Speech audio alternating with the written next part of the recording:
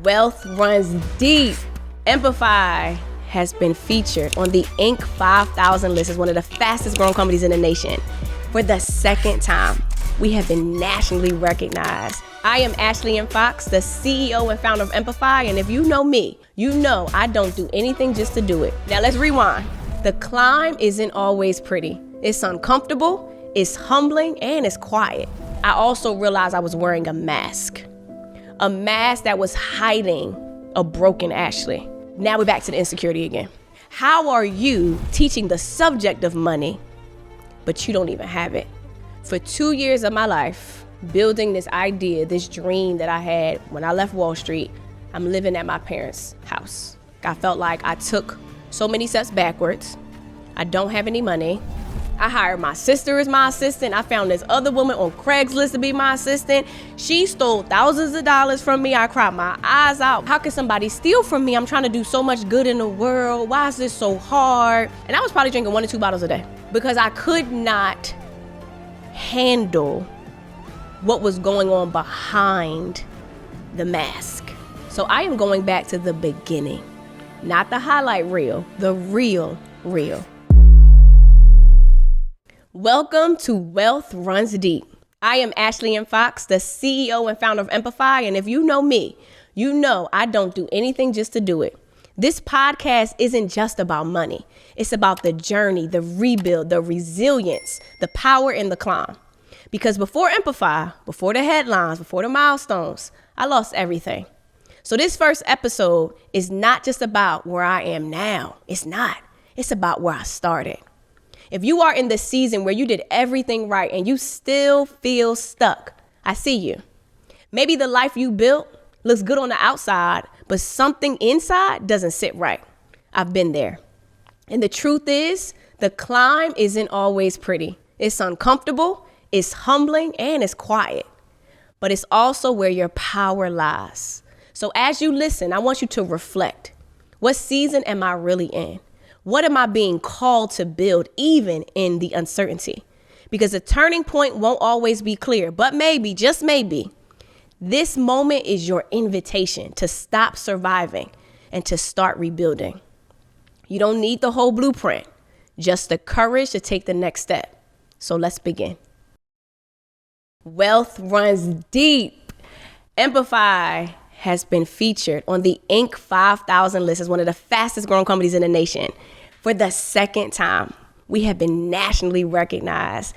And creating Wealth Runs Deep is to show you guys the journey, the process, and understanding that I remember when Empify, the merging of the word empower and modify, was just an idea in my heart.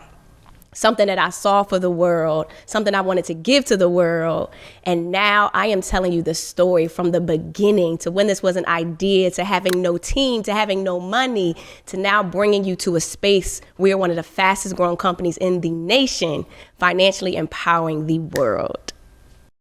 Now, I wanted to tell you this story because when I saw that we made the list the second time, and when I saw how much we grew over the past 3 years, it blew my mind. And for so long, I've been so locked in, so focused, and I had to take a step back and say, oh my goodness, all the pain, the tears, the frustration, the ambiguity, it led to this moment. And I would do you a disservice if I just told you all the accolades without telling you the process, the climb, the journey, and what it took to be here. So it's important for you to understand what's possible for you, understand what's possible for the world as we effectively close the wealth gap, but really just give you the raw, honest, Ashley Fox, CEO, girl who wakes up every single day still not knowing what she's doing, but is going to figure it out, just process of what Empify took to be here and to financially serve you every single day. So if you are watching this, and you feel stuck, you feel overwhelmed, you feel confused, you're just not sure, this is for you. Because I'm going back to the beginning when I was stuck, when I didn't have money, when I didn't feel like I had the support. But to be in front of you today and to create what we've created with Empify, and we're just getting started. I want you to know you're just getting started, but your story is worth telling. Your story is worth sharing. and you're creating something phenomenal. And I want you to hear this. Let's take it back to Howard. When I was in high school, I'm from Philadelphia, I knew I was going to be a Black, profound woman on Wall Street. And I knew I needed to learn how to dress, how to eat, how to do everything. And I fell in love with Howard School of Business. Went to visit it, saw the students wearing the black and blue suits, and I said, oh, I want that life. I want that school. It was the only school I applied to, and I got in. And I got to Howard, and that was the first time, to be honest, that I learned that there were people who were not like Philly people. And I knew that I was going to major in finance. I liked math. I liked business. But I also knew that in order for me to get to Wall Street, I had to be the best. So first year at Howard, I got all A's. I remember having a 4.0 birthday cake at Howard, when I was at Howard, because I got all A's. And I worked really, really, really, really hard. When I say hard, like I barely partied. I studied in the health and science library with all the smart people, and I was just committed. And I got my first internship working at Johnson & Johnson. So I was making a little bit of money, but I said I wanted the Wall Street money. And right after that, every year after that in college, I had internships working at profound Wall Street banks. Got to New York City, made some money, did a little shopping, and I knew that I was that girl and I was going to create that life. So at Howard, I did everything I could. When I say I got the grades, I volunteered, I did everything I could to have that phenomenal resume to get on Wall Street. So boom, I landed my dream job. I knew by November, before I graduated, where I was going to be working. Got my signing bonus. I knew where I was going to be. And I was excited. And I realized that I worked really hard to get there. And when I got to Wall Street, it was a dream come true. Now, let me tell you this. At Howard, I was confident. I got the A's. I was killing it. I looked cute on campus. But when I got to Wall Street, I was the only Black female that I said I wanted to be on my floor. And when you are around people who are sharp, it forces you to level up. But I also still had insecurity. Fast forward to today, I know that insecurity is what makes me who I am. And I like that feeling because it reminds me that I'm in a space where I need to level up. So on Wall Street, every day, I was around rich people and I saw their bank accounts. And it was my job to help them grow their wealth, protect their wealth, and preserve their wealth, and pass it down to their kids. And I loved it. I was uncomfortable. I had insecurities, but you could not tell me that I could not be like the wealthy clients that I served on Wall Street. So just take a second and think about if you were around millionaires and billionaires and you were in their bank accounts and you saw where they shopped, where they lived, how they avoided taxes, how they passed down money to their families. Imagine what that would do to you. Now, going back home to Philly, people thought I was rich. So at this point, I am that Ashley. I have the clothes. I have the job. I'm making the money. I lived that life and I was that girl. But when I went home to Philly, people thought I had money. And I'm like, wait, I have money? No. But it's because the average person didn't get access to the information, to the people, and the investments that I saw. And so one of the things that if you're feeling like you're stuck, if you're feeling like you want more, one of the biggest things that changed my trajectory of life and the wealth creation was my exposure. I was not afraid to be in the uncomfortable rooms. Now, not to say I didn't have fear, because I did. Not to say that I wasn't uncomfortable, but I also was forced to rise to the occasion, and you could not tell me that I was not going to be that Wall Street client. Now, I didn't know how, but I knew I deserved to be there. Now, even though I knew I was going to be the wealthy client, I did put myself in an environment that I wasn't used to. So the places they would travel, at that time, I went to Vegas, Cancun, and Miami. I didn't know where Switzerland was. I didn't know where France was. And they didn't, most people that I was surrounded by and a lot of the clients didn't look like me. And even though I knew I could be that, it was harder to internalize that because there weren't a lot of Black women and there weren't a lot of Black people. And sometimes when I showed up, I had imposter syndrome, right? I had to learn how to play the part. I had to learn how to be the best Wall Street analyst I could be for the people that I served, yet I'm surrounded by money. And the whole time, I got $80,000 of student loan debt. And I'm watching our clients make $80,000, and that's the fee that they pay for one mutual fund that they own. And I just felt small sometimes. Like in the same moment, I felt like I could be big too. And so in those moments where you feel small, know that it is possible for you because you've seen it, you've dreamt it, you believe it. And sometimes I had to convince myself I deserved to be there. I had to convince myself that I did everything I could to be in this position, and people would kill to be on Wall Street and have this job, and I got it. And it took a lot of rewiring, but it was challenging because one of the biggest things that Wall Street taught me too is you can't mess up. You put a zero that didn't belong there, or remove a zero from a billionaire's account summary, oh, you're in trouble. And the pressure forces you to think, what if I mess up? What if I mess up? What if I'm not good enough? What if they, you create all these thoughts. Of course, at that time, nobody was saying these things to me. It was all in my head. So if I'm thinking, what if I mess up? What if I do this? What if I do this? I'm thinking all these what ifs that have not happened. It can impact my work ethic. It impacted my energy. And and sometimes I would show up insecure versus show up like I deserve to be here. And I dealt a lot with that, especially knowing that while they started with 100 million, I would start with $100. So one of the great things about Wall Street is that I started investing like our clients. I got the blueprint for what it looks like to have wealth, from what you need in place to effectively grow it, preserve it, and give it to your family. I got the blueprint because I was helping build it for these clients. So I would do it on a smaller scale. And even though they had 100 million, I knew that if I kept investing my $100, eventually I would be there. And I'd rather do something versus nothing. But I can't lie, I did doubt myself. I can't lie that sometimes I showed up feeling uncomfortable. But as time progressed, I knew it was possible for me because it was possible for them. And one of the biggest things I saw, and it wasn't that these people had access to financial education. It wasn't that all of them came from rich families, because a lot of them didn't. The difference was they all had the mentality of a wealth builder. They had the mentality that I'm gonna have power, that I'm gonna create wealth. It was a standard of creating more, not just doing more, but being in a position to create and to protect it because they built it. And every single day I was watching them do it. I would see the money come in, I would see the money go out, I would see what we're helping them invest in.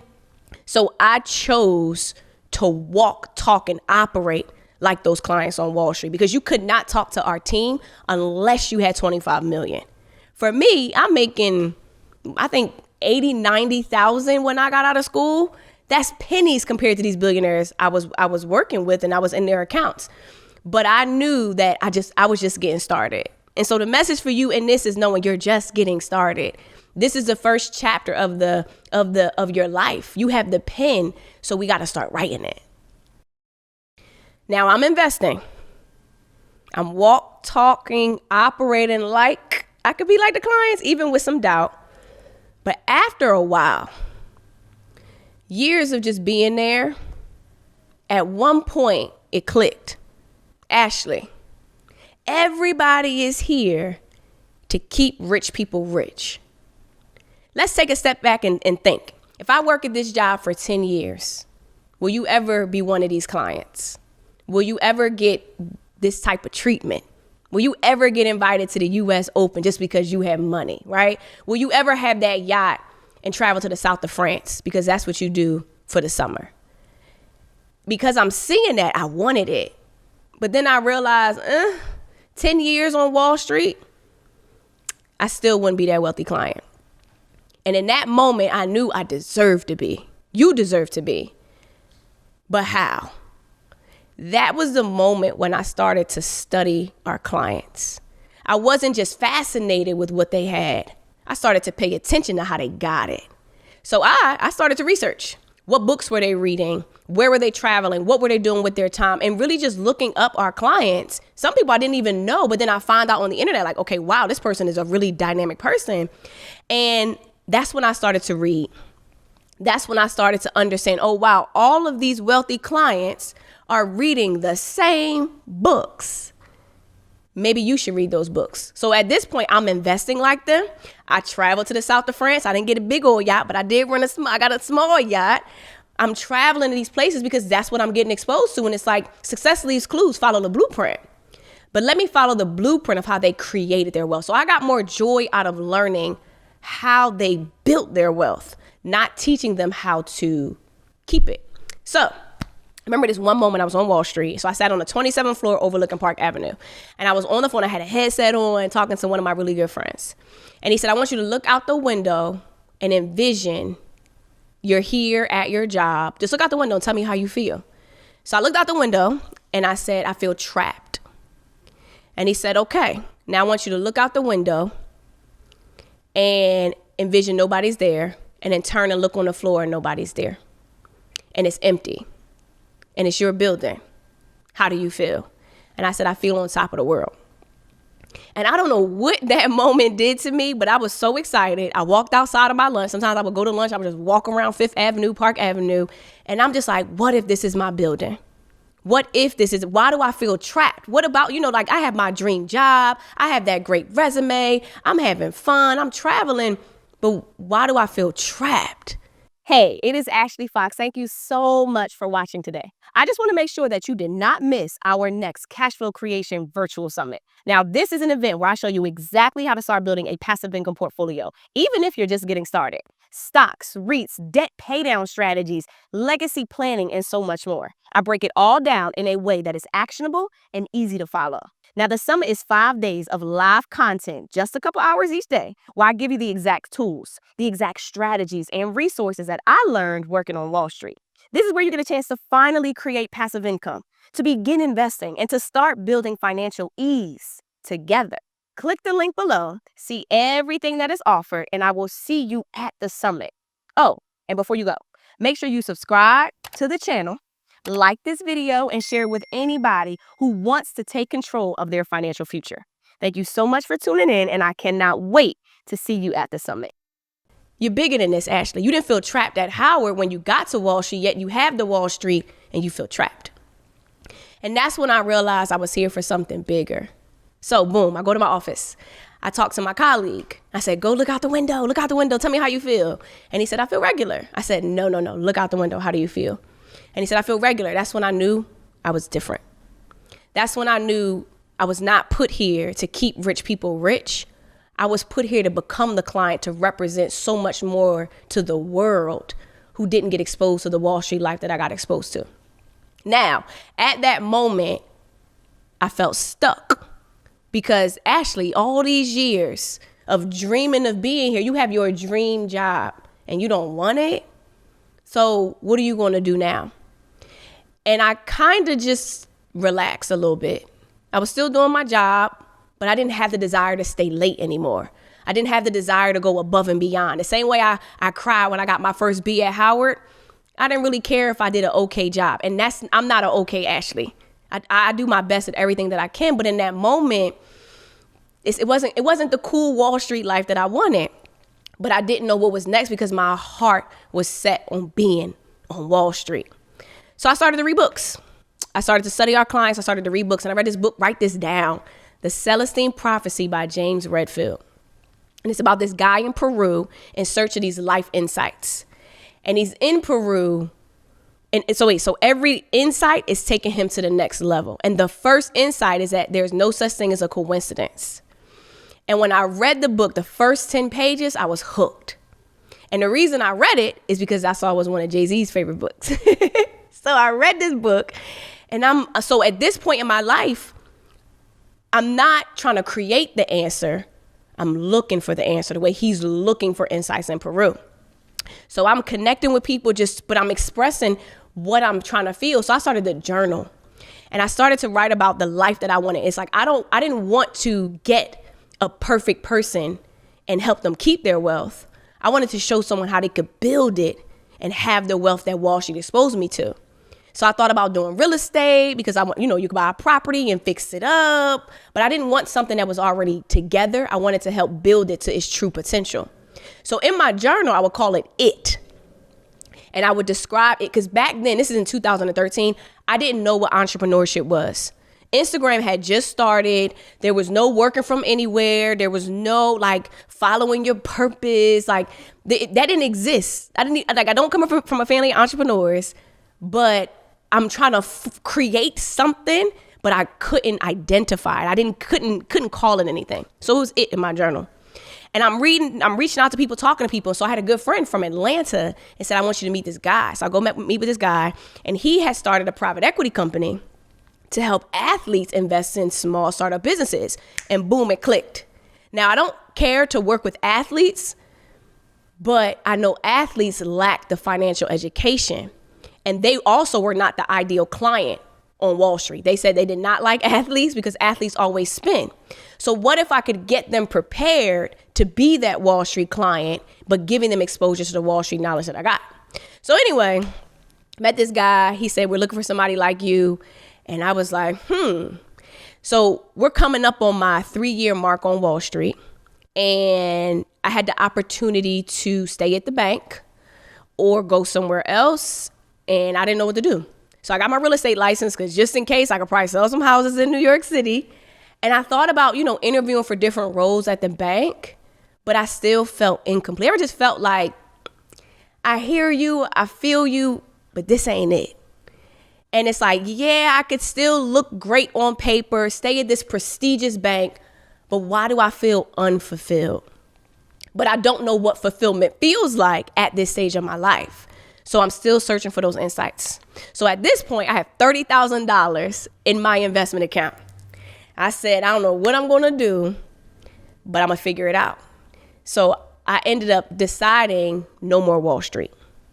I'm going to leave it behind, and I'm going to go figure out how to financially empower the world. And I remember to this day exactly where I was on my floor, telling one of my colleagues, I'm going to help people invest, help them understand how to buy houses, and I'm going to help them save money and invest for their kids. Literally everything I'm seeing on Wall Street, I was like, I'm going to help people do that. And he was just like, yeah, but why would you work with people that don't have any money? And he was making fun of me, and I felt really sad. But look at me today. And it's just crazy because if you heard me summer of 2013, literally it's exactly what Empify is today. And so I left. July 12th, 2013, my last day at JP Morgan. And I wore this hot pink dress with a bun on top of my head, which is totally not Wall Street uniforms, I want you to know. We had went out the night before, partied like crazy, me and my coworkers. And I got to the floor, and it was like a bittersweet feeling because I can speak for Ashley. I didn't have a bad experience working on Wall Street. Now, while I saw myself as the only Black female, that was Ashley's imposter syndrome. I was not treated that way. I had a great experience. It was just time for me to do the unthinkable. And at that moment, I didn't know what that was, but I knew what it felt like. I did not know how. I knew why, and I knew I was going to be the woman to do it. So I remember my last day on Wall Street. I went around saying my goodbyes, and right when I was about to walk out the door, walking from my desk, it's crazy how they got me this basketball. It was just so nice. It was so nice. I walked to the front door, and everybody started clapping. Oh my goodness, I was just crying. Because in the moments where you feel like you're not good enough, or you feel doubt, or you feel worry, or insecurities, it's clearly you left some imprint. Clearly you made a mark somewhere because they didn't have to clap. They didn't have to stand up. It was just a really great feeling. And I left feeling I don't know what's next for me, but this next season is going to be something great. The fact that I'm leaving this behind. Now, $30,000 when I left. So I guess I thought I was rich. I don't know. And I just started to think, and kind of dream. Well, one, I had a quitting my job brunch party. Like, I'm never going to wear stockings again. I don't have to wear suits. Had like 50 people come from all over the country to celebrate this. But it did not pan out the way that I thought. So left my job, got this new place in New York in Harlem by myself because I had roommates before. So I'm trying to do it big while I didn't have a job. Got this new place, signed this new lease, and I'm free to do whatever I wanted. I didn't even know what to do. And I remember walking down the street in Harlem, and this is when Twitter was popping. And I was like, what if I started to teach people about money, saving, investing? Would you guys listen? All these people responded. And I said, wow, so there's an audience. People want to know, but where do they go? I'm going to figure out what I'm going to create for the world. Let me come up with a name. So I remember sitting at a park with one of my really good friends from Morehouse. And he said, do you know that Verizon is vertical and horizontal put together? And I said, okay, because here's what I realized. When it comes to building wealth, and I learned this on Wall Street, it's not about what you know. It's about what you identify with, what you believe, how you start to think and operate, because learning about money is not hard, but becoming someone who deserves wealth is completely different. So I knew I could teach you what a stock was, but could I teach you to believe that you deserve to have a stock, that you deserve to build wealth, that you deserve to be on that 27th floor walking into Park Avenue, right? So I'm coming up with these ideas. And so I listed out all these words to describe what I wanted to give the world. And I found this random website and I put all the words in the system and I saw Empify. And I was walking around like Empify. Looked it up on the trademark website.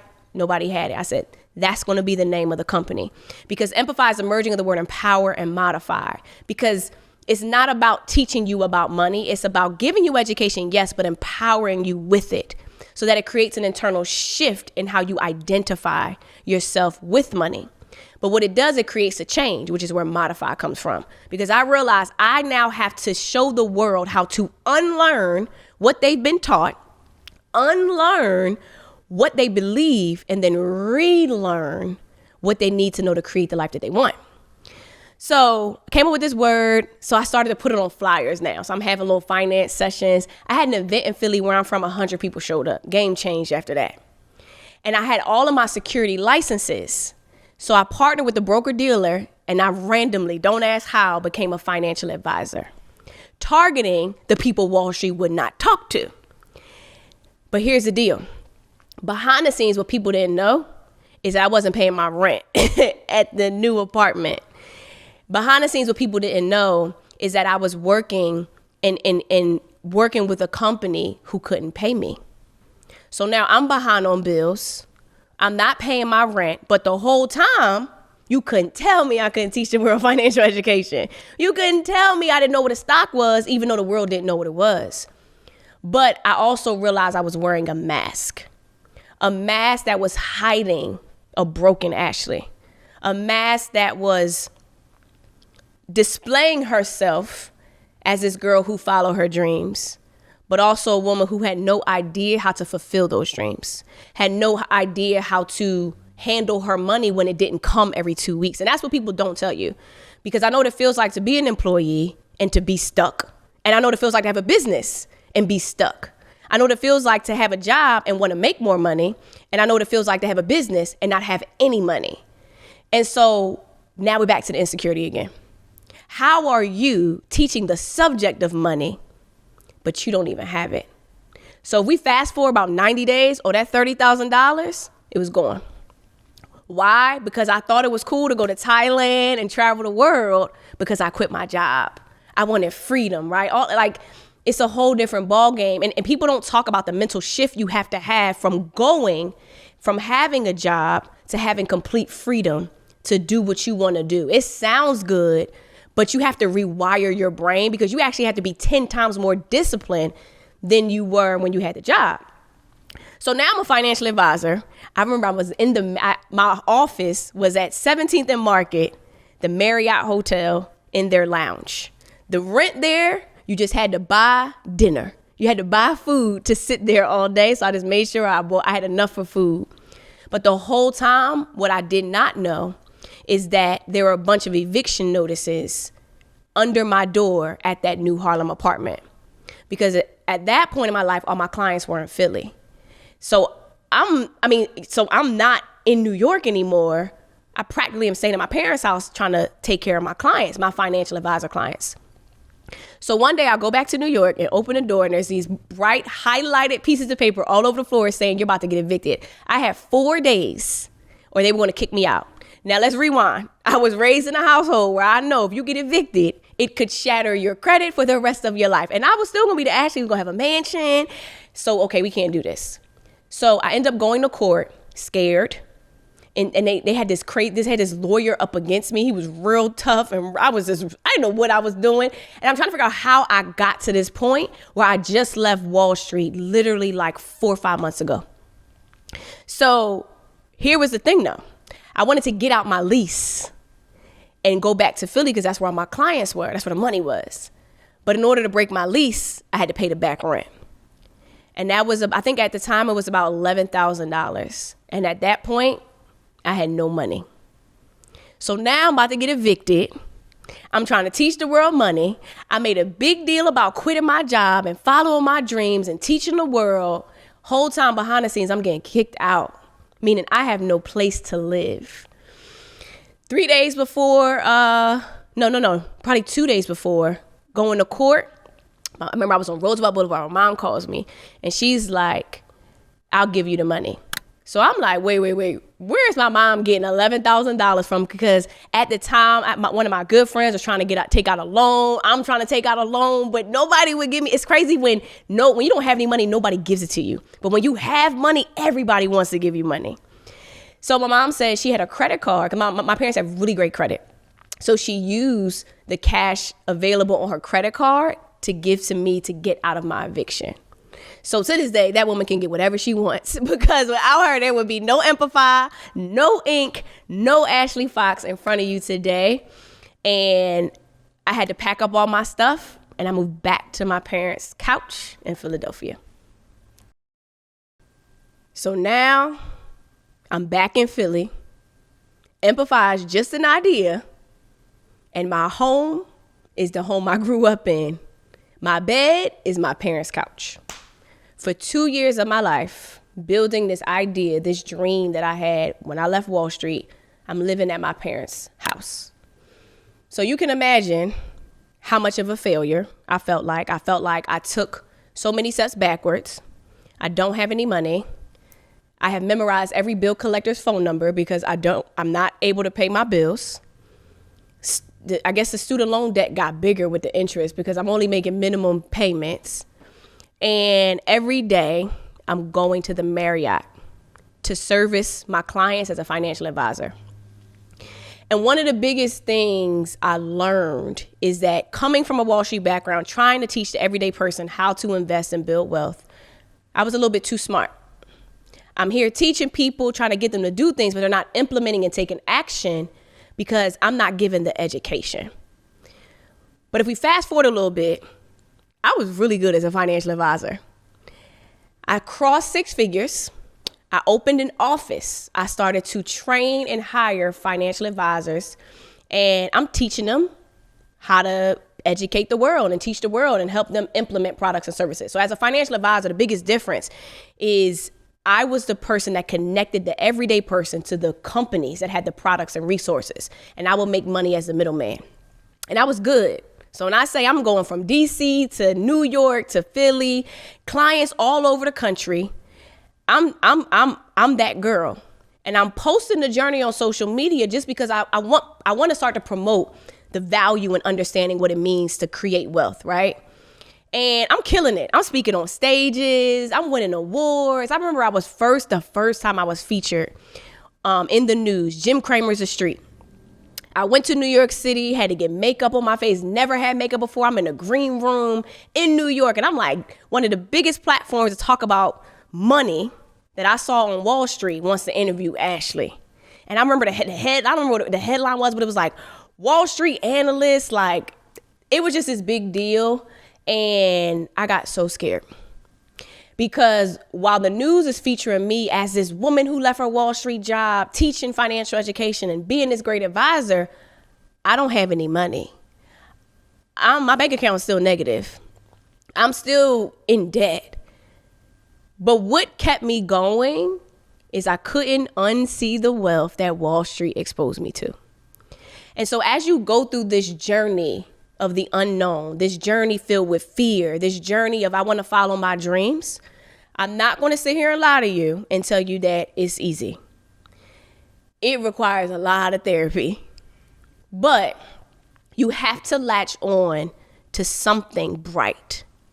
And Wall Street was my brightness. Wall Street gave me hope. You have to be able to see a piece of what you want to give you evidence that it's possible.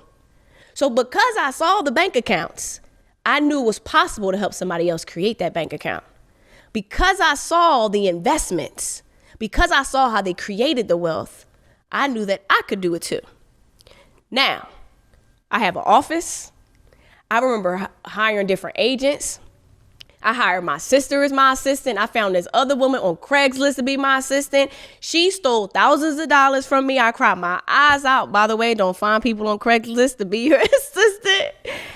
And it's just like, how can somebody steal from me? I'm trying to do so much good in the world. Why is this so hard? I'm trying to deal with people and the issues. I remember my team telling me I didn't speak to them. And I'm just like, I'm trying to figure out how to survive, let alone show up for you. I remember getting bottles of wine. I found this wine bar in Philly out that closed at 2 a.m. every day. After all my client meetings, I would just go and drink wine. I would have bottles of wine in my desk. And I was probably drinking 1 to 2 bottles a day because I could not handle what was going on behind the mask. And understanding that it is okay to acknowledge you need help. It is okay to acknowledge that you ain't got it all together. But I would drink because it was hard. I'm still sleeping on my parents' couch. But let me tell you this. Those 2 years I needed, because if I didn't love the woman behind the mask and I was embarrassed by the woman behind the mask, how could I show up for the world today? How can we be in Inc. magazine and I don't love Ashley? I'm embarrassed by Ashley. I'm not telling people my story. I'm acting like I have it all together. And one of the best things I ever did, and I challenge everybody watching this to do, tell your story and tell the parts of your story that you are most embarrassed about, because you'll be surprised how, one, it allows you to connect to your customer, how it allows you to connect with people that are looking to you for guidance.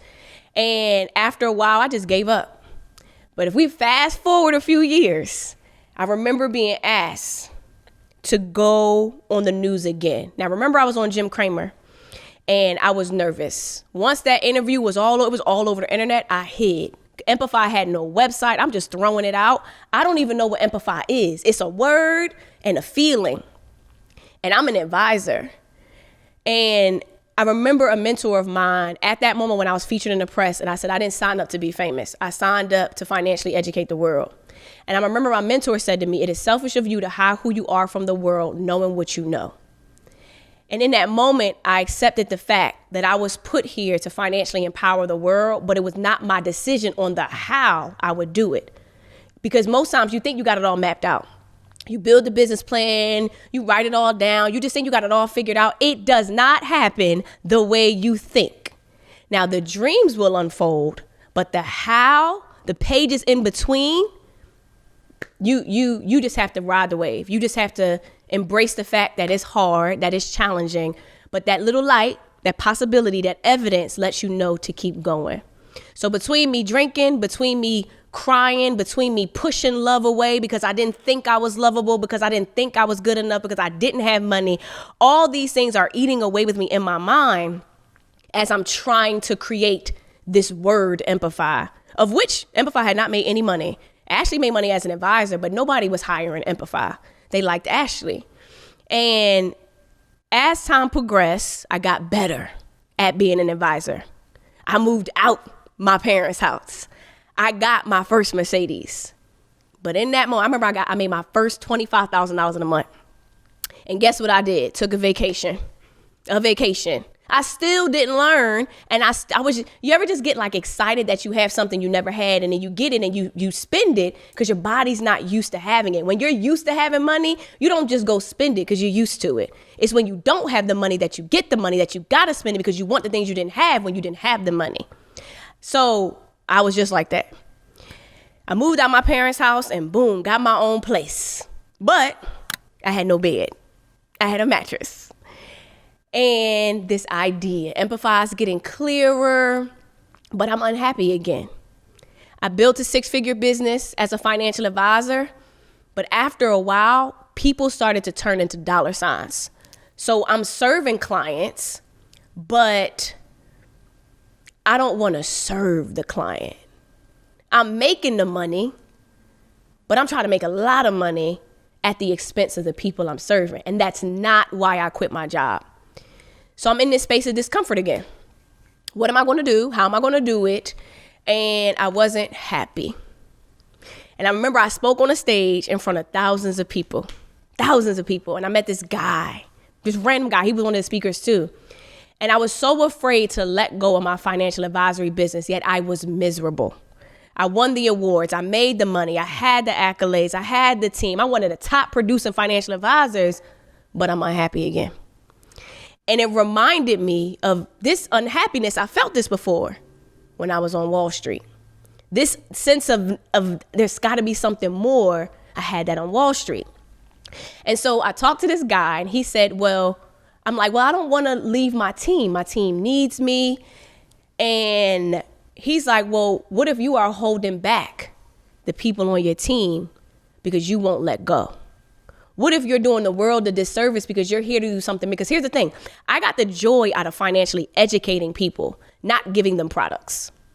I also realized that I've made companies millions of dollars connecting them to the everyday person and connecting the everyday person to these financial institutions. Yet I'm still trying to figure it out, but you're making a ton of money and these companies would have never talked to these people and vice versa. So I said, what if Empify is the middleman now? So it took me years to gain clarity to understand that Empify is going to revolutionize how adults and children learn how to build wealth. We're not going to give you the product. We're going to bridge the gap so that you understand the product and understand that you need the products to create the financial life that you want. But here we go again. I don't know how, but I knew why, and I knew I was going to be the woman to do it. And so I decided to go forth and create that financial education powerhouse.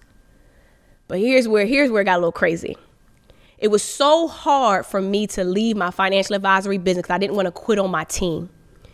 So much that the office building I had went bankrupt. So I had to move out of my office and let go of my financial advisory business. And that was a sign. It wasn't meant for me to get a new office. It was meant for me to get out that office, to figure out how we can put Empify in schools, in homes, and not just be an advisor to the world, but be the financial empowerer, if that's a word, to the world. And that's when it all clicked. The moment when I realized I'm so much bigger than Wall Street, and now I'm so much bigger than being a financial advisor. That was the beginning, not of the business, but of the rebuild. I didn't have clarity and I didn't have a plan, but I did have a choice to stay in survival or start again. And if you're in that space right now, questioning everything, unsure what's next, I see you. And trust me when I say it's not the end. It might be the exact moment your legacy starts taking shape. So thank you for listening.